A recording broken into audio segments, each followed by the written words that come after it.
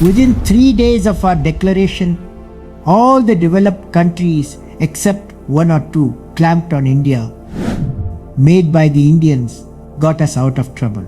How this was possible? I have chosen my theme as Pura in Action. This scheme is proposed to be implemented in 4,130 rural clusters across the country in the next 5 years. Our employment generation system is not in a position to absorb the graduates passing out from the universities. This is also the time for developing entrepreneurs with leadership qualities who will then create and nurture the enterprise. Pura in Action. I am delighted to participate in the valedictory function of the National Food Security Summit, which is aiming to achieve the national goal of hunger-free India by the 15th of August 2007. I greet the scientists, technologists, policymakers, distinguished guests, and all those including our farming community who are associated with this noble task of providing food security to the billion people. I am very happy to attend the Food Security Summit organized by MS Swaminathan Research Foundation. Our country had demonstrated that food security is the foundation of our economic security, and economic security leads to national security and other forms of social security like health security and education and employment opportunity.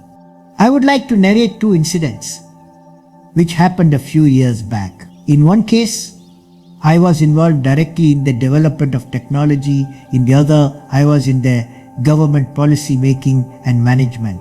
One was with the operationalization of Agni, the long-range missile, and the second was the 5 consecutive nuclear tests which took place in Pokhran on May 11th, 1998. The combination of these two events led India to declare itself as a nuclear weapon state. Within 3 days of our declaration, all the developed countries except one or two clamped on India, both technological and economical sanctions. This led to the suspension of contracts and agreements in which both the countries were working together, such as the LCA contract. The World Bank economic loans were kept in abeyance. The industries were denied components and devices, including computer systems, softwares, its patches and its upgrades. Number of Indian companies who were declared as entities could not import even ordinary maintenance items for the equipments which had been imported before. For example, the 5-axis CNC machine was denied even for civil applications. In this situation, I would like to share with our youth how India came out of the chaos created by the developed world. The 3 strengths, namely technological strength, leadership strength, and concerted effort made by the Indians, got us out of trouble. How this was possible? Let us see the major elements. Firstly, we had sufficient food stocks in our country and our production capacity was excellent. Secondly, our information and communication technology area had shown excellent performance even in a denied market. Thirdly, our NRIs came to our rescue, oversubscribing to the Resurgent India Bond scheme launched by State Bank of India. Above all, the leadership in India, both ruling parties and opposition parties, defended India's external policies and stood as a rock for country's national interests. Therefore, we came out successful. Today, not only the nation has become stronger in national security areas due to our standing firm on our principles and ideals of our nation, we have also become economically stronger. This incident demonstrates our spirit of we can do it, resulting in the ascent phase of our economic prosperity being experienced today. I have chosen my theme as Pura in Action. As you are aware, we have in our nation 260 million people living below the poverty line. The nation has to lift them up Today, the GDP growth rate is about 6%. It has to be lifted up to 10% and to be sustained for several years. Then it is possible for India to get developed economically and the billion people will feel the prosperity of the nation. The roadmap involves integrated action on the following 5 areas. 1. Agriculture and food processing. We have to place a target of 360 million tons of food and agricultural production. Other areas of agriculture and agro-food processing would bring prosperity to rural people and speed up economic growth. 2. Reliable and quality electric power for all parts of the country. 3. Education and healthcare. We have seen, based on experience, education and healthcare are interrelated. 4. Information communication technology. This is one of our core competencies. We believe this area can be used to promote education in remote areas and also to create national wealth. 5. Strategic sectors. This area fortunately witnessed growth in nuclear technology, space technology, and defense technology. These areas have been converted into missions such as networking of rivers, availability of high quality uninterrupted power, providing urban amenities in rural areas, second green revolution, information and communication technology, transforming into knowledge products and tourism. These specific integrated missions, sector-wise, will take the country forward on the path to self-sustaining development. These missions will provide the thrust for the realization of developed India in a time-bound manner. They will also provide large-scale employment opportunities for the youth through creation of various types of industries and enhancement of the national infrastructure. Many young persons with professional education can become entrepreneurs themselves, thus contributing to economic growth and creation of new avenues of employment. Food security can be studied from 3 different viewpoints. First, availability of food, which depends upon production and distribution. Second, access to food that is guided by purchasing power.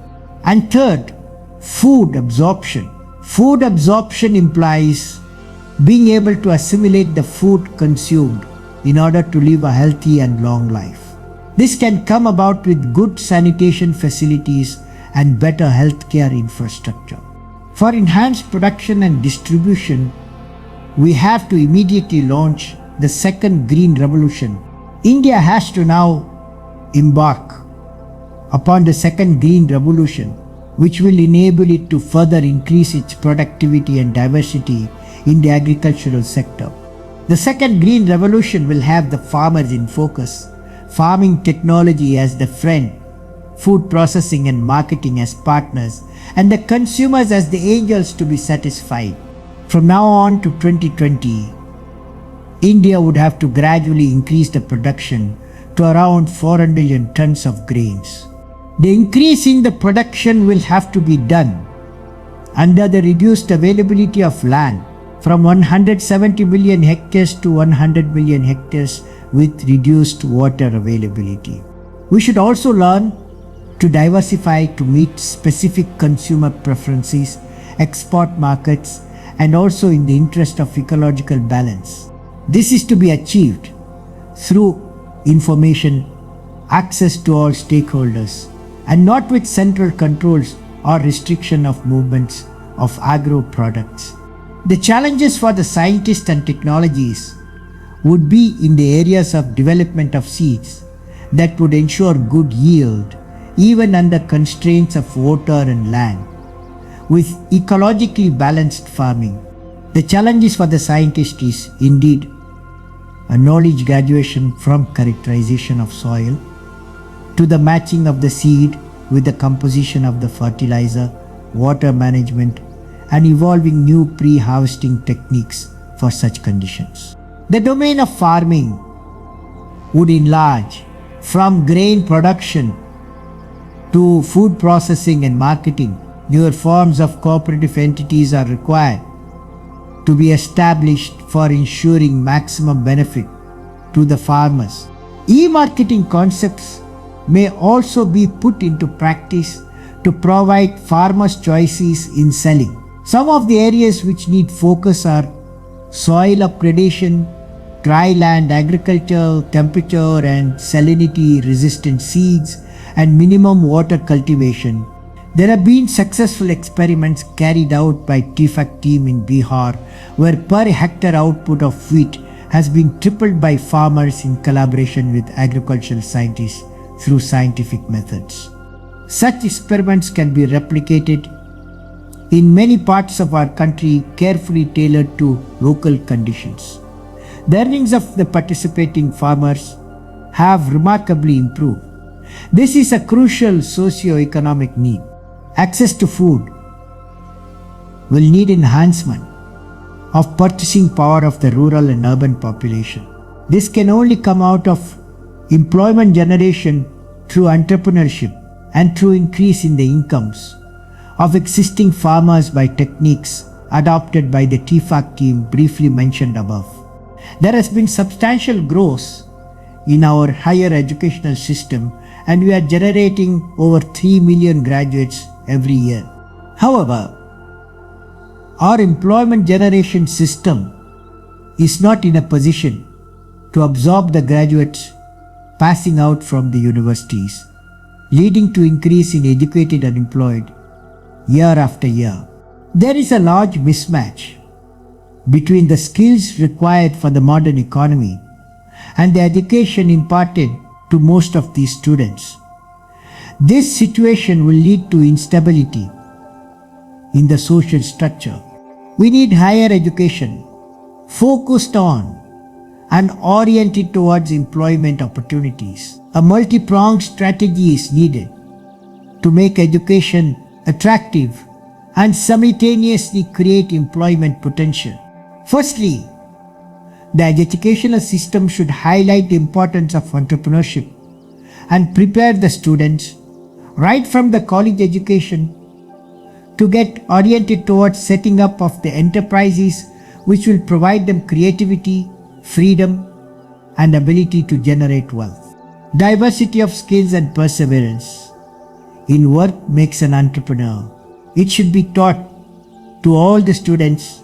In addition, college syllabus, even for arts, science, and commerce courses, should include topics and practicals where such entrepreneurship is possible.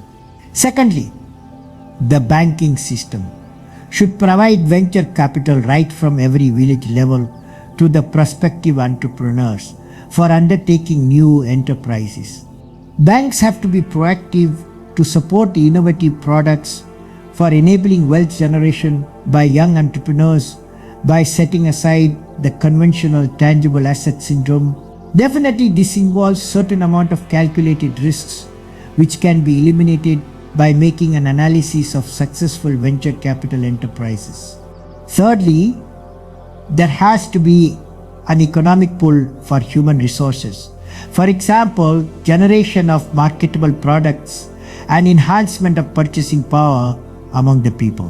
This can come through the implementation of mega programs such as Pura, interlinking of rivers, infrastructural missions, power missions, and tourism.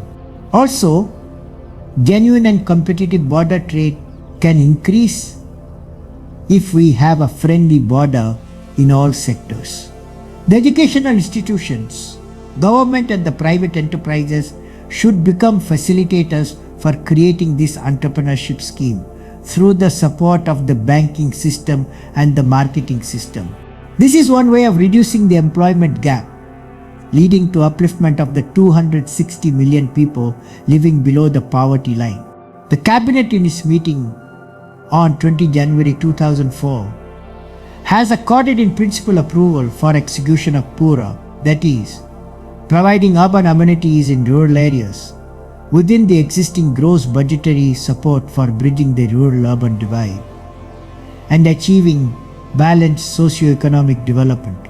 This scheme is proposed to be implemented in 4,130 rural clusters across the country in the next 5 years.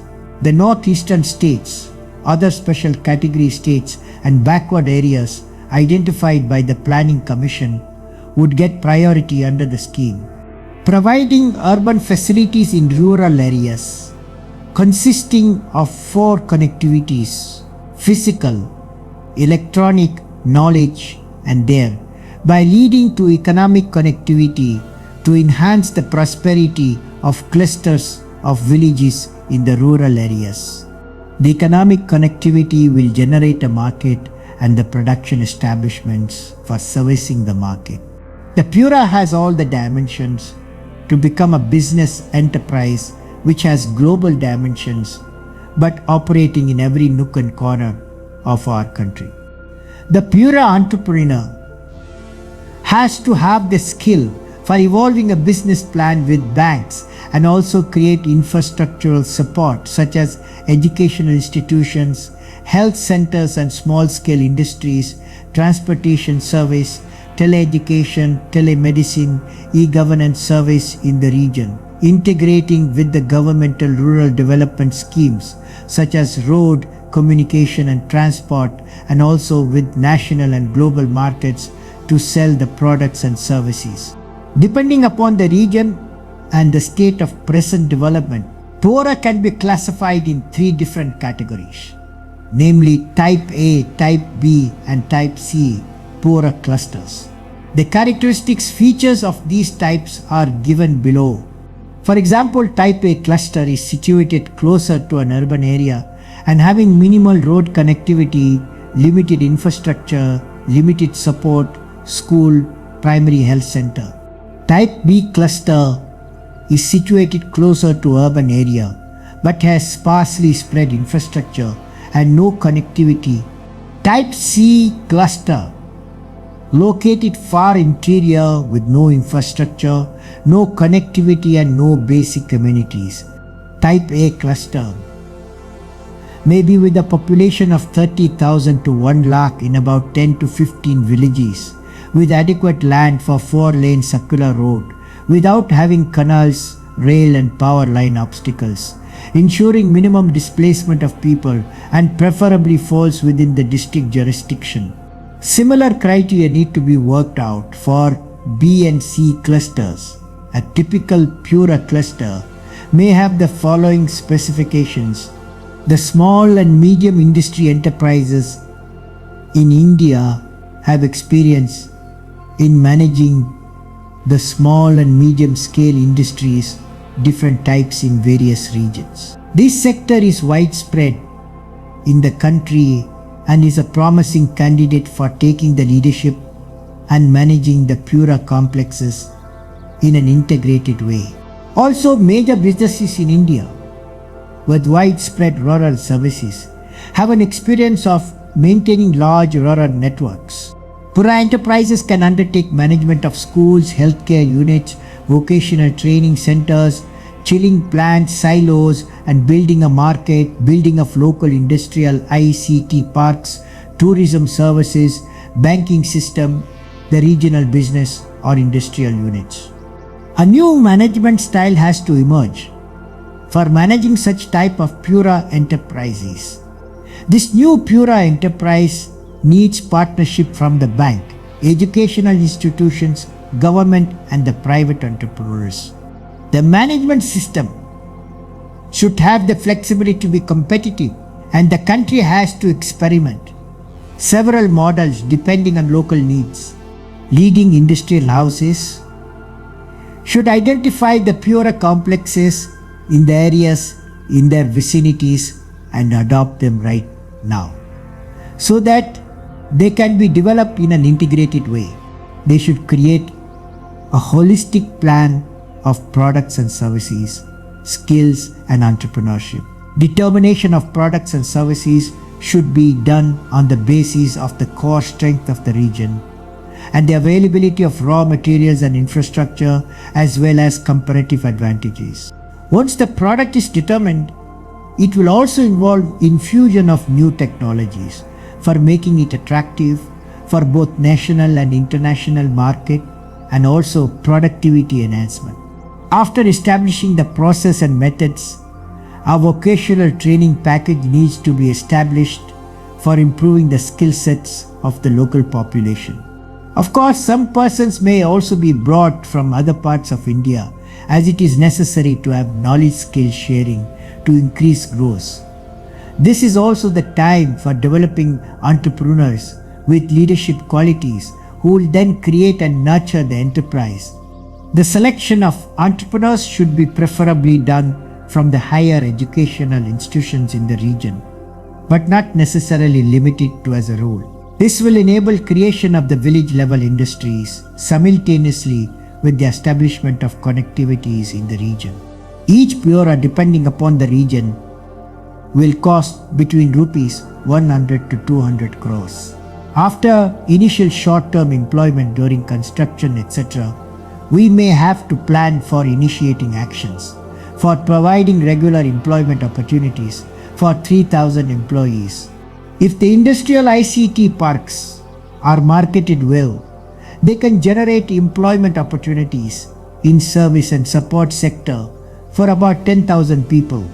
This is one way of reducing the employment gap, leading to upliftment of the 260 billion people living below the poverty line, and also to provide better jobs for many millions who are technically above poverty line but poor by many other standards.